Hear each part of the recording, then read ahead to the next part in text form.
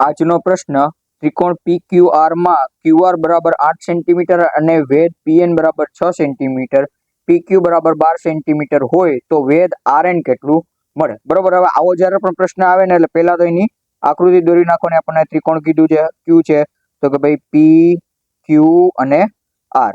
બરોબર. એના પછી શું કીધું તો કે ભાઈ QR બરાબર 8 સેન્ટીમીટર આપી દીધા છે એટલે 8 સેન્ટીમીટર થશે. PN વેધ છે એટલે આપણે P અને N વેધ બનાવશું. કેટલા સેન્ટીમીટર છે તો કે ભાઈ 6 સેન્ટીમીટર છે. PQ બરાબર કેટલા છે 12 સેન્ટીમીટર. P અને Q આપણને આપેલા છે કેટલા તો કે ભાઈ 12 સેન્ટીમીટર છે. તો વેધ RN કેટલો મળે? હવે આપણને શું કીધું R ઉપર આપણને વેધ બનાવવાનો છે એટલે આવી રીતના આપણે એક વેધ બનાવશું. આનો આપણને માપ મેળવવાનો કીધો છે. બરોબર. હવે આમાં આપણને PN PM અને QR ના માપ આપેલા છે એટલે આપણે ત્રિકોણનો ક્ષેત્રફળ મેળવી શકશું. એટલે ક્ષેત્રફળનું સૂત્ર શું છે તો કે ભાઈ ક્ષેત્રફળનું ત્રિકોણના ક્ષેત્રફળનું સૂત્ર છે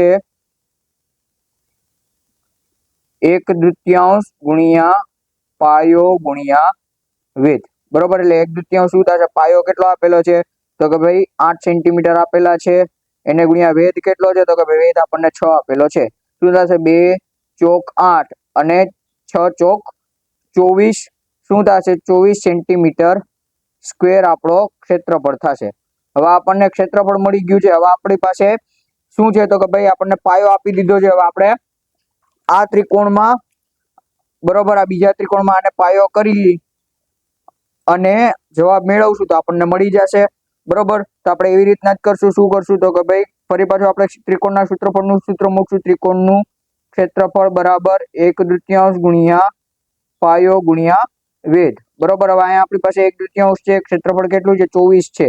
બરોબર. પાયો આપણી પાસે અહીંયા આપી દીધો છે કેટલો તો કે ભાઈ 12 સેન્ટીમીટર. વેધ આપણને મેળવવાનો કીધો છે. બરોબર. શું છે તો કે ભાઈ અહીંયા ગુણાકારમાં છે સામે જશે તો ભાગાકારમાં એટલે શું થશે તો કે ભાઈ 24 ભાગ્યા 12 અને આ ભાગાકારમાં છે સામેની જશે તો ગુણાકારમાં શું થશે 2. બરાબર. આપણને વેધ મળી જશે. શું થશે? 2 6 12 અને 6 ચોક 24 એટલે આપણો વેધ કેટલો મળશે? 4 સેન્ટીમીટર મળે. એટલે આપણો જવાબ કયો સાચો થશે? Option D. ઉપરના પ્રશ્નનો જવાબ તમારે કમેન્ટમાં આપવાનો છે અને આવા જ પ્રશ્નો માટે ફોલો કરો ઇન્સ્ટા અને યુટ્યુબ પર. જય હિન્દ, જય જય ગરવી ગુજરાત.